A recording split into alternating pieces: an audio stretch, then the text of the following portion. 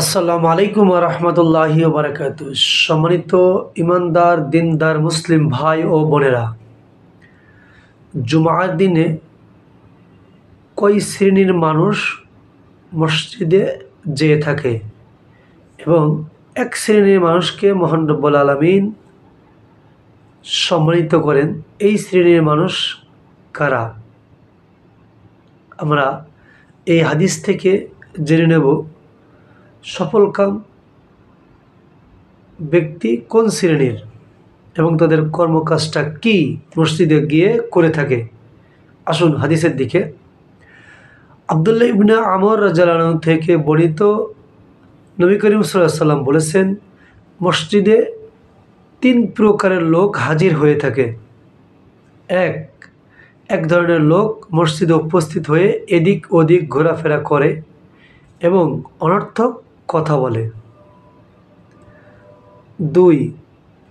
আর এক ধরনের লোক মসজিদে হাজির হয়ে খুতবার সময় দোয়া ইত্যাদিতে মশগুল থাকে। আল্লাহ ইচ্ছা করলে এদের দোয়া কবুল করতেও পারেন, আবার নাও করতে পারেন।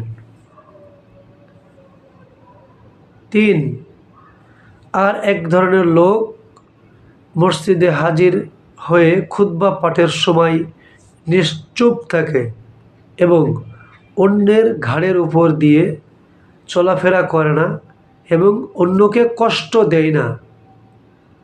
এই তৃতীয় ধরনের ব্যক্তির জন্য বিগত জুমা হতে এ পর্যন্ত এবং সামনের 3 দিনের জন্য এই নীরবতা কাফফারা স্বরূপ হবে। তা এজন্য যে আল্লাহ বলেন, যে ব্যক্তি একটি ভালো কাজ করবে সে তার বিনিময়ে 10 গুণ সওয়াব পাবে। সুবহানাল্লাহ। তাহলে আমরা উক্ত হাদিস থেকে জানতে পারলাম মসজিদে 3 শ্রেণীর মানুষ যায়। তার এক শ্রেণীর মানুষ, তারা হচ্ছে মসজিদে হাজির হয়ে খুতবার সময় নিশ্চুপ থেকে কোনো কথা বলে না, অন্যকে কষ্ট দেয় না, অন্যকে ডিঙ্গিয়ে সামনের দিকে যায় না, এবং এই শ্রেণীর মানুষকে আল্লাহ রাব্বুল আলামিন 10 দিনের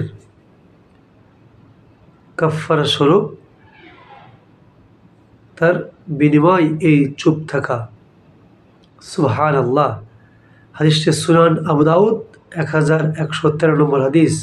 আল্লাহ রাব্বুল আলামিন আমাদেরকে প্রতি জুমাতে এই হাদিসের উপর আমল করার তৌফিক দান করুন। আমিন। আসসালামু আলাইকুম ওয়া রাহমাতুল্লাহি ওয়া বারাকাতুহু।